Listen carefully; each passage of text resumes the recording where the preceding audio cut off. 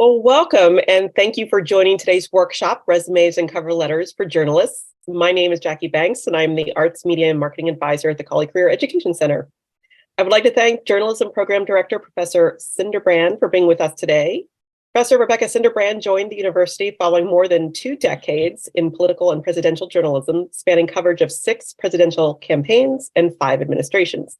First as a reporter and then as an editor at news organizations including The Washington Post, Politico, and CNN, and most recently as senior Washington editor for NBC News. Thank you, Professor Sinderbrand. I've listened to you before, so I know you have a lot of information in this area. So I figured we just dive in and start asking the question. So I think my first question is resumes. We'll just start classic there. Sure. Yeah. So I was going to say it's great to be having this conversation as someone who went to Georgetown back when we did not have conversations about specifically the journalism process, which again, there are some similarities to the investment banking and consulting process, but many, many more differences. And so it's great to be having this conversation. I've spent, the past 15 years or so of my career in a hiring position. So I've both, prior to that, submitted resumes, submitted cover letters, submitted work samples, trying to get hired. And then after that was in the position of sifting through, probably at this point, I don't know if it's hundreds or thousands of them, and in a hiring position, at different various news organizations for entry-level jobs and internships. And so you get a very good sense of what it is that resonates, what it is that gets the message across and the story that students are trying to tell about their careers, and what doesn't necessarily carry the same weight. So we'll start with resumes. One of the questions that I get, and this is, let's talk about resumes for journalists as reflecting their career journey. And note that they will change over time. So it's not as though you will get locked into one model and that will stay pretty much the same model throughout your time in the university and beyond. That's not the case. It will vary both by what point you are in school and what point you are in your newsroom experience. So backing up a second, the way that I see students traditionally do their resumes is very much in the chronological order. That's the tendency, at least. They just start with the most recent position, work backwards, throw in everything but the kitchen sink, and just kind of hope that it presents a coherent narrative. That's not necessarily what you have to do or even necessarily want to do for newsroom internships. So if we start with a student who's maybe coming in, they're a freshman, they may or may not have a ton of newsroom experience, by which I mean professional newsroom experience or student newsroom experience. They may have some, they may not have a ton. That's okay. One of the things that we can do, and this is actually, believe it or not, I had to get a resume together a couple years ago for a position, and I was looking at the way I was organizing my resume with an eye to these sorts of conversations. Sometimes I was interested in journalism positions, specifically management positions at that point, editorial management, and sometimes academic positions. And so sorting my resume chronologically within those sections sent the message to the employer of what my objective was. So I would, if I'm applying to a journalism position, I had editorial management first, and then followed by academic experience. And that really just kind of sent the message, okay, here is, if I went chronologically, it would look like it's going back and forth, even though it's really 2 parallel lines. And so the same goes for students. Think about organizing your resume by journalism experience, and then also by other experience. And I define journalism experience very broadly. So, the hardest internship to get is the first one. So you may not have set foot in a professional newsroom. Your experience may be limited to student publications, or maybe perhaps not even a full semester there. But you can, in previous positions, I find a lot of students who are drawn to journalism have spent time, doing research, writing, creating content, producing, and all of those are journalism skill sets, and you can define them and just draw out those job duties. And those are the ones that you highlight, and you can include that under journalism experience, again, with some caveats. If it's working for partisan or a for-profit company, it may not work as well. But if it's working for a nonprofit, working for a division of the university, and it's not a professional newsroom, you can include it under journalism experience. And those are the positions I would highlight, and those are the tasks I would highlight within those positions. If you are in your college career, you're a student, that's probably your foremost qualification and the explanation for the way your resume is organized and your level of experience. You can include Georgetown University, the education at the top of your resume. Very briefly, again, don't go crazy with all the academic stuff at the top. But again, as and that's a calling card. That's something that lets them know to pay closer attention to your resume. Georgetown has that branding where employers want to speak to Georgetown students. If you are a senior, as you get to be a senior, it's going to move lower down, frankly. And by the time the December of the year you graduate, after that, it's at the end of your resume, and that is the end of that. No one will ever ask you about your GPA in a newsroom.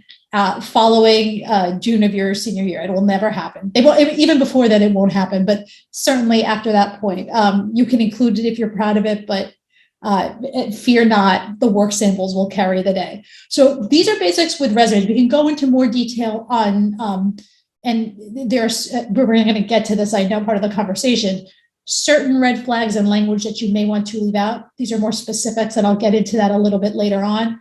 But those are the basics in terms of resume organization. Chronologically within categories with a focus on journalism-related experience. And if there's something that's fantastic, that shows that you have a commitment to some sort of intellectual pursuit, or that you are committed to a position and stuck with it for a long time, or had some sort of great achievement, but it's not journalistic, you can still include it. But I wouldn't highlight it high in the top section. That's great. And it reminds me very much of a functional resume, what we call a functional resume, where we put the most relevant experiences rather than chronological. So that I understand. So for students that are on the call and are thinking does experience have to be paid to be experienced? And I'm thinking the Hoya, the voice, so no. Absolutely not. Now, I will also say, depending on how much journalism experience you have, let's say that you don't have a professional newsroom internship yet for whatever reason, but you're a sophomore and you've been on, you're now almost a second semester sophomore, and you have been on the Hoya or the Voice or another publication for the entirety of your time at Georgetown.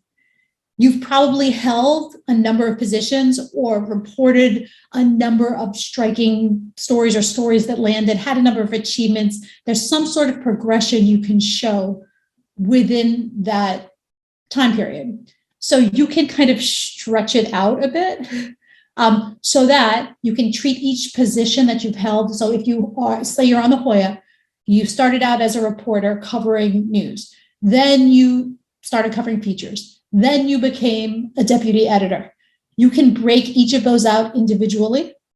Under the heading, it's fantastic to have just the Hoya and with a starting date that's 2 years prior, because that shows continuity. But underneath that, do sub positions and break those out. And that will both show the depth of your experience and your commitment to a single entity, which is actually something that's quite attractive to employers. Someone who progresses and stays close to newsrooms, someone who progresses and sticks with an organization and grows with it, who's valued within the organization, and who has achievements that they can highlight. So, well, as you're seeing, it's like this, the resume conversation is sparking some questions. Yes. in that category. So if you're seeing the chat too, then the question is 1 page or 2 page, thoughts on that? Yes. So frankly, unless you have had multiple professional newsroom internships, and even if you have, you're probably going to stick with one until you're at least 5 years out. And yes, this requires curation, and yes, this requires painful deletion, and just, but the reality is, I mean, I frankly didn't hit 2 pages until I was over a decade into my career. And even then I kind of agonized over it because I know how it's viewed, which is frankly, these are busy people. They don't spend a lot of time reading.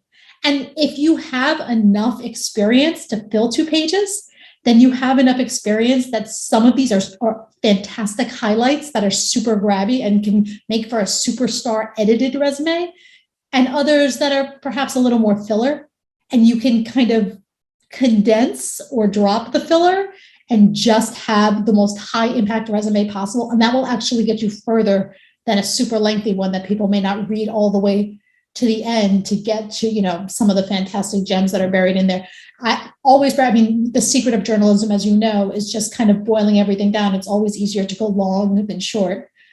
This is true of everything. But it's kind of an editing down and getting to the core and the details and superstar high impact information. That's what you want to do. Okay. So a question on, and I also see on here, there's questions on clips and portfolios. Yes. And we're going to get to that later. We're going to get to that in a second. Yes. Yes. So hold, we will get there.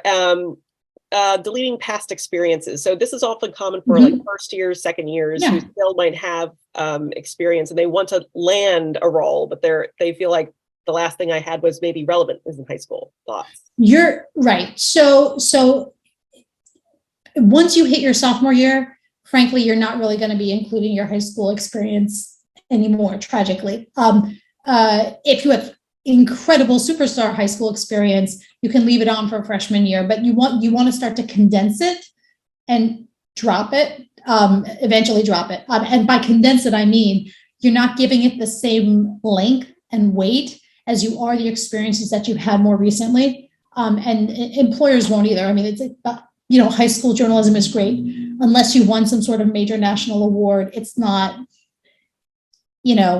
past your first internship, it's not really going to do much for you. The college sphere, student publications at the university level, that's where your focus has to be. And that's frankly what they're going to be looking at. If you were editor of your college paper or you won some major national award, that can go and kind of, the other information, and you can kind of condense it down. Eventually, yes, you will drop it. You won't be graduating from Georgetown and still have, unfortunately, that high school information, no matter how impressive it is, on your resume. The same way you still don't, you don't talk about your high school classes, your high school record, or your SAT scores at this point. It's the same idea. So another question on there, and I have thoughts on it, but I'm curious about yours, is that templates. Ours is very classic, and it's in mind with an applicant tracking system in mind. So nothing with columns, because that could confuse, but curious what your thoughts are. Yeah, as simple as humanly possible. Both for the ease of the machines that are going to be probably the first round reading it, but also the humans. There will be humans. If there's anything that makes their eyes work, they may kind of glaze over it and toss it aside. I mean, the numbers that we're talking about, particularly if we're talking about the most competitive internships, are kind of mind-boggling. And so, you want it as simple and as clean as humanly possible. And another question that came in about the resumes, more, if you don't have a lot of experience, what about your journalism classes? Yes. So this is an interesting, and we can talk about this also when it comes to the work samples, because I get this question a lot about work samples. So we'll get to that part of it later on. Journalism classes, you can mention. The reality is that it will not have a ton of weight with hiring managers. It's more a story to use in your cover letter, which we're going to get to momentarily, to indicate your seriousness, your commitment, your professional arc, your journey. That's more where you'll kind of just lean into that. But it's not as much of a resume bullet. That said, again, if you don't have any experience, or your experience is limited to 1 or 2 semesters on a student publication, You can, when the education section at the top, put down that you're a journalism minor, or put down that you have kind of taken multiple journalism courses at Georgetown in a very brief way. Just know it won't have a ton. It won't make a ton of difference, unfortunately. It's more what you produce in the class, and with an asterisk, which again we'll get to in a moment. And since we're kind of drifting in that way anyway, Yeah. So I think resume we've covered fairly well. So maybe Sure. we'll go into cover letters and yes. Yes. So this is the heart of it. Now, this is the interesting thing, because you think to yourself, okay, we live in an era when a lot of these first round internships are kind of it's read by the robots, and it just got the resume and the cover letter doesn't matter. This is different. In journalism, it absolutely does. Believe it or not, we're very old school that way for a number of reasons. One of this is whether you're going into producing, even if you're going to TV side or something that's not strictly writing related, it's all about your ability to tell a story in an engaging and coherent way, to create a coherent narrative about in this case, yourself. And so it really is, it's another writing sample, and probably the most important writing sample in your application package.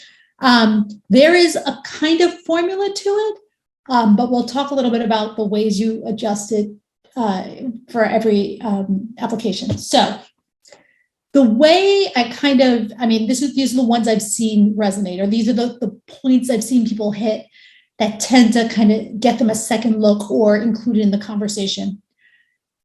If you think about the structure of a news story, right? You have a lead. The lead is grabby. The lead pulls you in. It makes you want to read more. It introduces you to the subject matter. So that's what the first graph of your journalism cover letter does. It introduces yourself. It is basically like a line about yourself.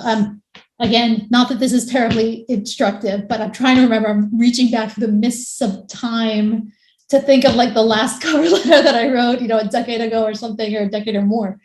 Because we'll also talk about the ways in which the journalism job hunt very much changes once you have the first job or two. You don't find yourself in this position as much of writing cover letters. But I think I said something like, I've covered, I can't remember how many presidential campaigns at that point. I've covered three presidential campaigns, traveled to 36 states and half a dozen foreign countries, and I'd like to put that experience to work for the Washington Post as XYZ. So I've created this arc of achievement, signposts, hard statistics, the list, the rule of threes of including kind of 3 examples of something. Let them know, introduce them to using those statistics, something relevant about myself and what I stand for and where I think I'm going, and then what I think I'm bringing to them. That's the introduction kind of graph. The second graph kind of lays it out a bit more. And so this is where, if you have specific fantastic stories that you've broken, if you have experiences in the newsroom that demonstrate specific journalistic skill set. So, I combed through public documents to find XYZ. I had a hunch about X and I spent 6 months tracking down this, or whatever it might be. Just things that won't necessarily come across in the resume. 2 to 3 good examples. And when we talk about interviews, these will be the stories you might kind of flesh out in the interview. And then, this is your brag graph about yourself. If you don't have a ton of newsroom experience, this is the part where you are, again, creating that arc. You are showing, I am an obvious hire for this internship, even though, it might not appear apparent. Here's why I'm an obvious hire for this internship, by laying out, I've studied X, Y, and Z in the classroom. I speak, 4 languages, and I have, I've gained these fantastic research skills on these high-end computer programs or what have you. You're laying out a story about yourself. at the nonprofit, I did X, which is a journalistic skill, and this, which is a journalistic skill, and this, which is a journalistic skill. All of these, again, are creating a story. While you're an asset, you're someone who they want to recruit. Then we move on, and like the next one is like the flattery graph. It's much shorter, but this is going to be different for each. Sorry, to back up. The second graph, sometimes it's 2 paragraphs. It depends how much you have to say and how many ideas you're trying to get. I would not go longer than 2. Then you want at least 1 line, if you can, that's specific to each news organization. It can be anything from, I've been watching CNN since I was a kid, to I met CNN correspondent Alex Marquardt when he came to our campus and he recommended XYZ, to I was so impressed with all the work you've been doing on this endeavor, which happens to be a core priority of the organization. Whatever it is, something that lets them know that you specifically want to work for them and why, and makes them, feel good about themselves. Everyone likes to get flattered. And then the final graph, you kind of circle back again. This is your kicker. Same as with a news story, you want to leave people with a nice solid line they'll remember by. It's, again, I've gained X years of experience, whatever it is that you want your takeaway thought to be about who you are as a journalist and where you're headed. I'd like to put that background and those skills to work and I'd like to speak with you about ways I can put that background and those skills to work for the Washington Post. The end. You want to talk to them about how you can be an asset to them, not what they can do for you. You're an asset, you want to contribute. This is a nice, and all of this fits on less than a page. All of this doesn't have giant blocks of text. If anything visually looks too intense, you're going to have to slim it. But again, if you think of it like a news story, your cover letter is going to have a lead. It will have a nut graph. It will have a kicker. And in between, just a bit of supporting detail. The end. Also, to the extent that you can find the name of the hiring manager, great. Certainly make sure that I usually kind of use the same heading or address header that I use on the resume, frankly, just to make it easier in case your resume and cover letter get separated from each other in some way. There's some kind of visual reminder. It's interesting. I like that how you kept hammering home that you need to kind of talk about how you're an asset. You're an asset, because what I do see a lot of times on cover letters is what I want to learn. Is what an organization can teach me. So it's the reframing. It's both. Yes, it's you want to do whatever it is that they're going to ask you to do, but you bring a lot to the table. And you're looking. You help them. You want them to help you. I forget how they say it, but it's basically you want to help them. Just let me help you. It's basically the message that you're sending from the cover letter. Right. So, okay. So we're moving from cover letter and we're going on to portfolio and clips and all of those things that I know that students were getting to in the chat. Yeah. So this is the probably one of the top questions. You want this. This is the most important element of the application. I'll back up for a second and say, and this goes without saying, but I have to say it because I've seen so many of these resumes and cover letters where tragically there are indeed either typos and even though people are given leeway on this, it doesn't follow style. You can pick one style, AP style, Chicago style, doesn't matter. But if it's very far afield from that in terms of the way it handles punctuation or grammar or style, it's going to strike a weird note with them. So try to follow, I would say, AP style. So proofread and then proofread again, because spell check does not catch the most common errors often. So that's backing that up. Same goes for your clips. If you have the greatest clip known to mankind and it has a typo in it, it will not, I'm sorry to say that you're out of luck and it's tragic, but that is the reality. It does have to be perfect. I know I'm going to give people complexes with this, but this is true. They're looking for perfection. This is how you're giving an image of yourself. And if you're comfortable sharing a flaw in the most important, best image that you will ever present of yourself, it's not going to come off well. You want solo bylines as much as humanly possible. The only way that you want a double byline, and I'm saying this for people who are applying as reporters, not editors, not visual journalists, this is a different thing, but if you want solo bylines, if you have a double byline, if your lead byline, and it's the greatest clip known to man, it is a huge investigation. It is an exclusive. It is writing your visuals that will blow their socks off. You can include one of them, no more than that.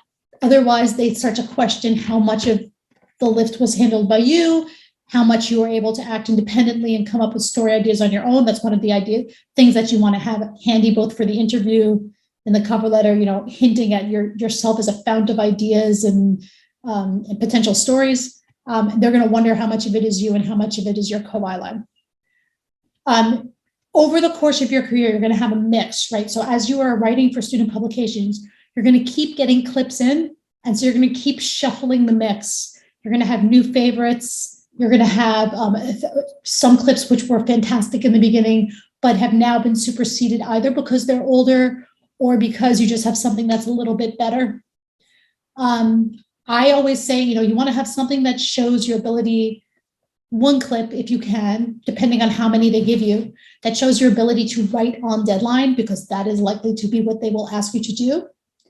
A clip that shows your kind of aspiration. So something that's a little bit longer, shows ambition, that you can tell a story about in the interview. And then, even if you don't have something on the beat, I would say go for a clip that is well edited and a high impact story, even if it's not on your aspirational beat. So say you want to cover politics and you have a politics clip that's kind of meh, but an outstanding sports clip. I would include the sports clip. You could talk about your coverage of politics in the cover letter, you can nod to it. But if you have to choose between them, go for what shows outstanding skill set over something that's topical. And I'm saying this as someone who's been a politics editor hiring politics interns. You can hyperlink in the cover letter. Don't go crazy with that because it can come off a little visual, if you're submitting online. Yes, if you have a website that you are creating, that you are directing people to, you want something that shows some gravitas. So again, I've seen everything. I've seen people, they have websites, it looks lovely. It's got flowers. It's got, cartoon. That's just not gonna, you want it to look like it's something that could appear on their website. So, a strict skyline of Washington, a skyline of Georgetown, a photo of you in the field at work. But be very careful with the images that you select. Don't allow comments under your stories because you can't monitor that 24/7. So I'm saying this is if you have a portfolio website. And particularly for those of you who are, say, submitting video work samples or reels, in addition to or instead of written clips, this may also come into play as well. You'll want to have a website that people can access. Don't allow comments. No good comes of that. What do you think about adding select clips or reels on LinkedIn? Would that be also another place that people who are just getting? Yeah, absolutely. The question comes again with rights and clearances. It depends if these are professional clips, right? So say something you did at an internship, there's limits to the ways that you can present it. You won't be able to put the entire, but you can link to it. Absolutely. And that can be a good way to go. Absolutely. So the question earlier was about work that's done in the classroom. I always tell students that every assignment that you have in the classroom is a potential publishable story. Look to find a home for that story, whether it's at a student publication or elsewhere. And I say, honestly, try to go elsewhere. Why not? The sky's the limit. Think about that's where you're headed anyway. Like think about like a framing that will be appealing to an outside publication where you will get a good edit. You don't want to go somewhere where you're not going to get a great edit, but and then you will have a professional clip in the mix, and that is the ideal for hiring managers. Professional clip, well-edited student clip, classroom clip is much, much, much less useful, only because it hasn't gone through the same experience. It doesn't reflect the same experience. And they have a question, okay, so that's great that you can write for getting an A, but that's not what the newsroom is about. The newsroom is about getting published. And so it's just not going to land the same way. If you have nothing else, well, hopefully at this point in the semester, you have at least one or two. But say you need three and you don't have anything else for your third clip, you can include it. Just know that it will not land with the same impact. Look to get it published somewhere. That's why one of our, just minor plug, one of our priorities for the journalism program is actually creating a way for, if there's no student publication outlet, and it doesn't find a professional home, looking for ways that we can help our students publish their work so it exists in some space. It's not the same as professional, but at least it's not, here's my term paper. So that's great. That's great. Thank you. So, okay. So we went through the resume, went through the cover letter, got your clips, and then you made it to the interview.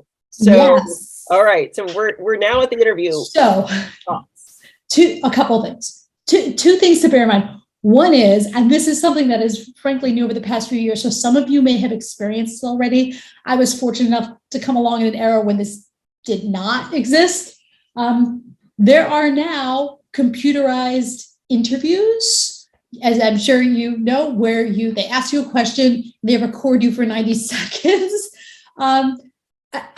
which is a little nerve-wracking. I will say, because you don't have the human response to kind of gauge whether you're going in the right direction or not. That said, as you're practicing for it, I'll just give like a few quick tips of the likely questions. And even if they're not the likely questions, you can give these answers. You can always steer it if you don't have a response to the specific question, steer the conversation or your response in that direction, and it'll get the point across. You'll want to be practicing all of these answers beforehand anyway, and you'll just time it without even really looking at it, but just so you get a sense of how long 90 seconds is, how long 2 minutes is, which is an eternity, if you don't have another human especially. Speaking, taking breaths in between sentences, almost as though you're doing a TV hit, as though this is a talking point, but about yourself. So you're going to basically shrinking down the first graph and the second graph of your cover letter into responses. So, it's shrinking that down into responses. Basically, they tell us a little bit about yourself. This is where it's going to go to. You can kind of, this is the I'm the aspiring, I'm making this up. I held progressively more responsible, more responsibility in newsroom management positions at the top student publication at Georgetown. And I'm excited about exploring the world of investigative journalism, exercising those muscles, for XYZ. So basically, like what you said in those first two graphs, shrink it into one response in the tell me about yourself. And then the breaking out the stories, people will ask about kind of what you bring to the table. You want to talk a little bit about stories you've worked on that excite you. Each of these examples, you will have 2 to 3 examples, will be something that is high impact and gives a sense of you as a potential superstar journalist. You were able to debunk a prevailing narrative on campus. You were able to uncover a document. You were able to sniff out a trend story that was hiding in plain sight.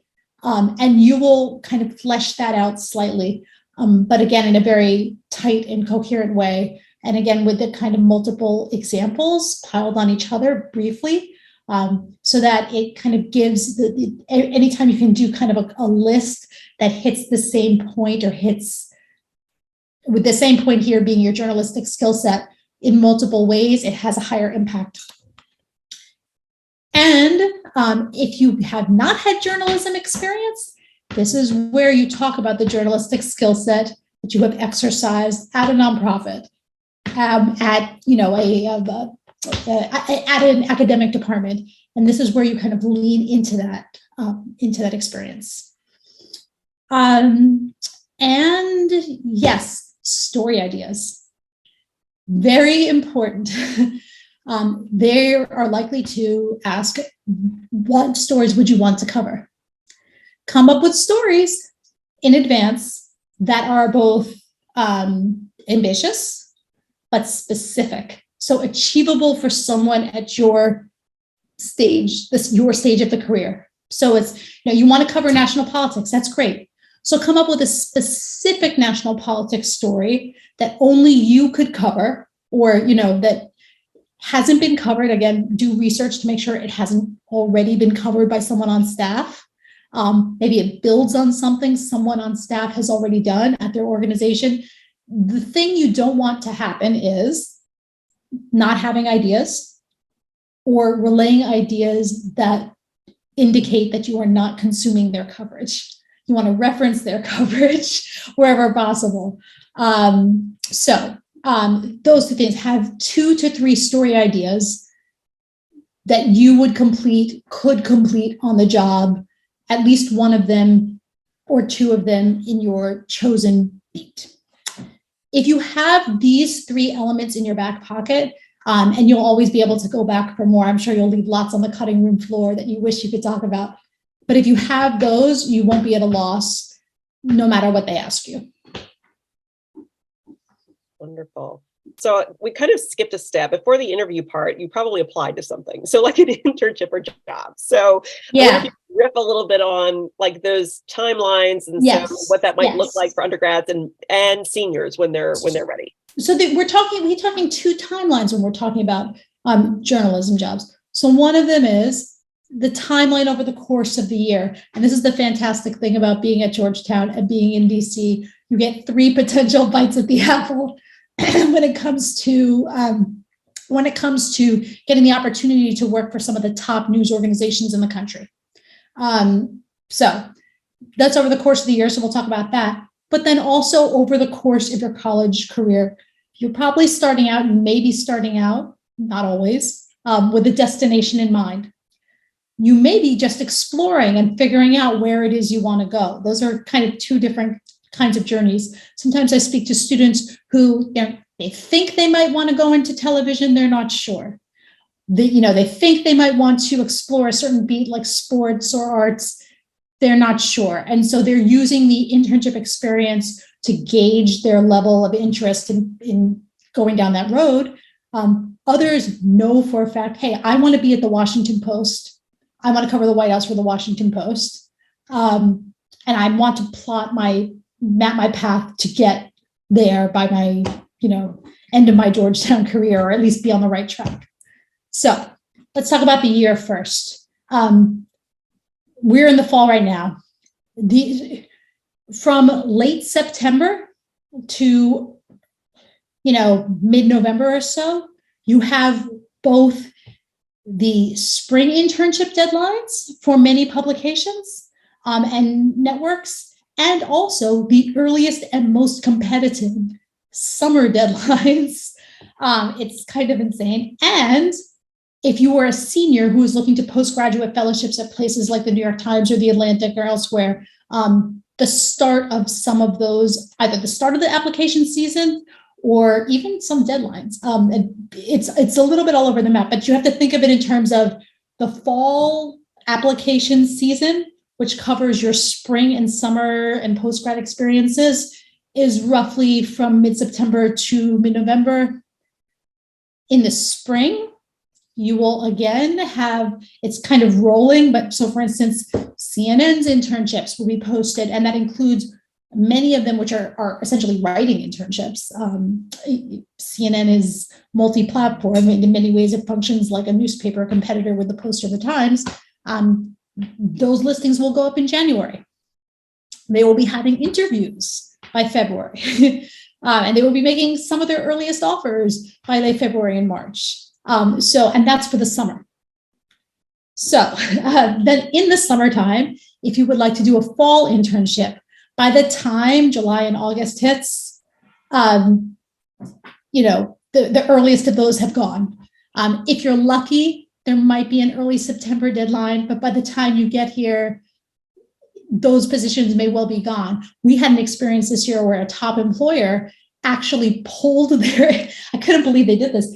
They pulled the listing before the stated deadline because they had too many applicants. Now, I kind of applaud them in one sense because they're being real, and we could talk about when you want to apply. This is why you don't want to wait until the deadline, one of many reasons. But yeah, so like one year when I was at the Washington Post, there were more than 1,000 applications for fewer than 20 editorial slots. And that included visual journalism and graphics and all sorts of not traditional reporting roles. So these are incredibly competitive. And so you want to look for the moment the listing goes up and try to get your application in as soon as humanly possible. Don't necessarily have to or want to be the first one, but you are not waiting until the last week. They may basically just kind of stop. They'll keep collecting them, but they may have already identified some favored candidates from the mix, and it's not a great place to be in. So that's the yearly kind of churn. Talking about your career, you're coming in as a freshman. This is the hardest time. You hopefully started working with a student publication on day one. You have a slightly smaller, as I'm sure everyone here has experienced, slightly smaller pool of opportunities available to you as a freshman and sophomore, but it's really just your first summer because by the time you finish your sophomore year, you're technically a junior. So it's really just that first summer. You have a slightly smaller pool of opportunities, but it is not a non-existent pool. It's just a little bit more competitive because you're competing against everyone for a smaller chunk of the pie. Identify those opportunities as early as possible. Ones like the Dow Jones News Fund. If you're able to travel, the San Francisco Chronicle, Los Angeles Times, these are actually open to people throughout their college career, not just limited to juniors and seniors. You may want to go, again, Dow Jones News Fund involves a lot of smaller papers. This is actually probably a good place to get your first internship. Once you have that first internship, then you can start applying for the more competitive ones, knowing that you won't necessarily get it the first time, but that does not mean that you are not a competitive candidate. And unlike your college applications, where you had that mix of like reaches and so on, you don't just apply once. You can apply multiple times. I always tell the story of how I applied to the LA Times Washington Bureau multiple times over successive semesters before finally getting that internship. They only had one slot. And so it wasn't necessarily, this is self-serving. It wasn't necessarily a reflection on me. I didn't take it personally. I just kept applying. They recognized my name. They recognized my progression as a journalist. And then by the time I had the final internship of my college career, I was doing pool duty on Air Force One, believe it or not, it still blows my mind. But that was in part because I kind of had that progression and built up those connections. And we could talk a little bit about follow-up. I'm sure people have questions about follow-up too, but yeah. Actually, because I'm looking at time and it's we're at like 1:20. So I've been rattling on. So I'm sure people have more questions. No, fantastic. I would say for those of us that are live here as well, is that put your questions in the chat because a lot of this is really solid conversation. I want the people in the recording to have it too. So I want to make sure so we may not have time for the live Q&A, but ask your questions and we'll try to get them in. So one that just came in was about the value of networking.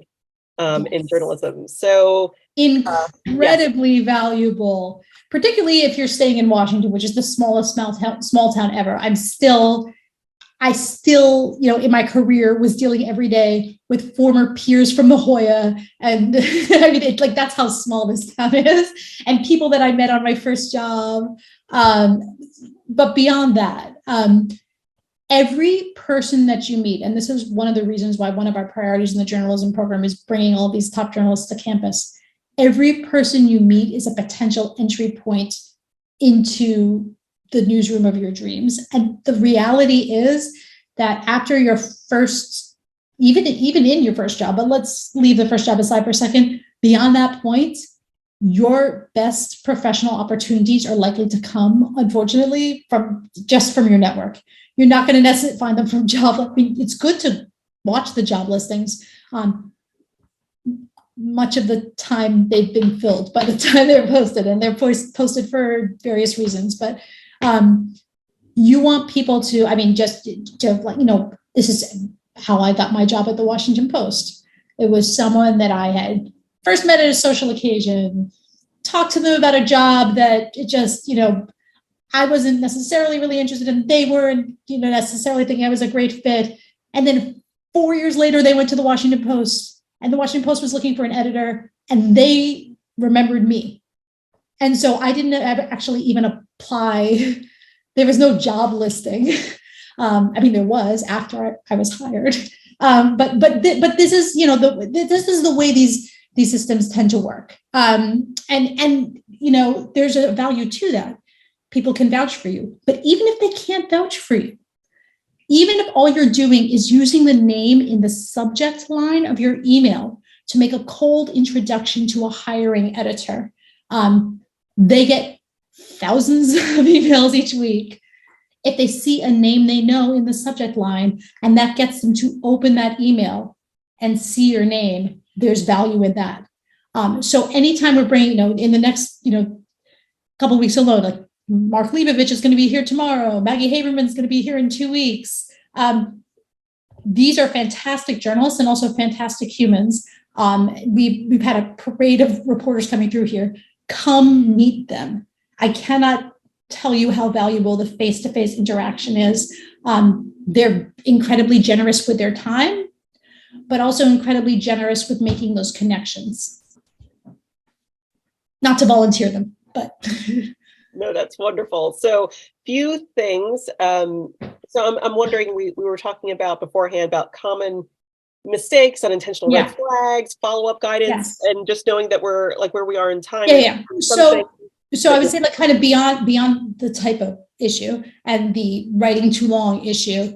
For those of you who are interested in, and I assume it's a majority, it's not necessarily everyone, is interested in mainstream news organizations or objective news organizations, even if they're kind of alternative news organizations, meaning not necessarily the partisan press. There are fantastic reporters who write solely for partisan outlets or produce solely for partisan cable. You want to be careful in terms of the experience that you include in your resume. If your entire work experience consists of, interning for lawmakers on Capitol Hill, even if they have good reputations, they do give, many managers give space for people to make a turn away from that, or PR or what have you. They give space for people to make a turn, to experiment with politics before they go into journalism. Some don't. And just have an awareness of that and try to play it down or, use it as part of your journey in the cover letter. Like in being in politics, I've realized that I, don't want to be, rooting for a team. I want to be able to call the facts as I see them and so on. And your road to Damascus moment or what have you. No, it's something that you may have to explain at some point. Until the point where you can drop it off your resume. The same goes when it comes to, look carefully at the specific foreign news outlet. There's a lot of great ones in town.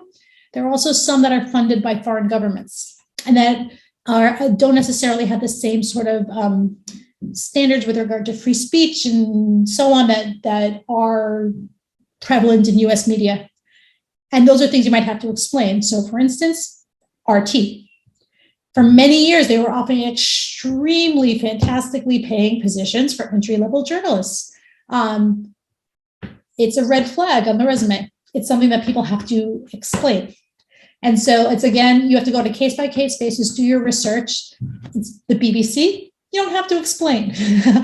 But some others, again, look carefully at the opportunity, no matter how fantastic it appears to be. And you also won't necessarily get the same edit guidance and training at some of these opportunities, whether if it's a partisan outlet or if it is a foreign outlet that has a very different set of news standards. You won't necessarily get the same kind of preparation, won't necessarily get the same kind of network and connections, and you may come up with a red flag that you may have to explain in the future.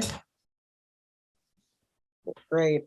I'm also thinking there is a question in the chat about where to find postgrad opportunities. Yes. I don't know if you have any thoughts on that. So there's multiple. So it's like, the question is, you have a bunch of different directions and many different directions that you could go in terms of your postgrad experience, if you have the flexibility for postgraduate internship. And many of these did not exist several years ago. So it's so fantastic that they're here now. One is apply for regular internships at your dream outlets. They are looking at you then as potential hires either immediately or in the very near future. So, apply to the Washington Post. That is the time to apply for a Washington Post summer internship. Even if you applied the year before, you didn't get it, you're a graduating senior. Don't think of it as just an internship. No, they're not going to cut you loose without a net. Even if they can't hire you right away, you'll have a fantastic entree, to newsrooms across the country. Apply to postgraduate internships. There are multiple kind of people who try to get listings together. The one thing I will say is this requires a lot of legwork because the deadlines and the opportunities change year by year. Some that are available some years are not available in succeeding years. Some that were not available change form. So this is very individual to each person. You can start with either the geographic location, the beat, the type of publication, or you can cast a very wide net. But, again, you also want to look at the track record. Okay, what am I going to get out of this fellowship, particularly if they're not going to be offering you benefits or any promise of future employment. So, don't just do it just to have filler. You can also look to the postgraduate training programs. So I'm thinking of places like CNN and NBC and others that have specifically tracks of employment that are not permanent, but that are designed to graduate people into permanent jobs at their organization or elsewhere. And then you can also just look for regular jobs. And the world is your oyster at that point. So you want to have opportunities in each of these buckets. How many you include, it's a personal for each person. Some people may say, I'm just not going to be doing a summer internship. I'm not going to be applying to these postgraduate fellowships. Some people may only apply to those. So it's very specific to each person. Great. And just as I'm looking at time, anything that we didn't cover that you think would be really good to kind of land on, hit home, end with? Sure. I would say, don't be afraid. The great thing about the journalism job hunt is the capacity for rejection is one of the hallmarks and the calling cards and the things to expect. The one thing that distinguishes the people who succeed in journalism from the people who wind up pursuing another career, frankly, is their ability to hear the word no and just keep going. So never take a no as the final answer. Just keep applying. It may take several bites at the apple, but you will eventually land. And I've seen this happen time and again. This is the one thing that distinguishes the people who wind up. I interviewed at the Washington Post for 3 different positions over 10 years before they came to me, right? This is the story of what happens in one's journalism career, frankly. If I kind of taken those first 3 no's as the final word, then I wouldn't have wound up on staff. If I just said, oh, you know what, maybe I'm not going to make it to my dream employer, journalism. Maybe it's not for me. It's a reflection on my track record so far. No, it's a marathon. It's not about kind of, if you step up, the only way you lose is if you step off the track. So that's the final word. Prepare yourself for rejection, but do not take it personally, and just spend each time, every kind of period of the year, fall, spring, and summer, planning what your next move is going to be. That's my final word on that. Thank you, Professor Sinderbrand. And if anyone has any questions, please feel free to visit me on my office hours. It's linked on my faculty bio. I'm happy to chat with anyone about if I left more questions than answers. So thank you so much. Appreciate it. And for those of you who watched the recording, I'm sure you got a lot out of it. So take care all.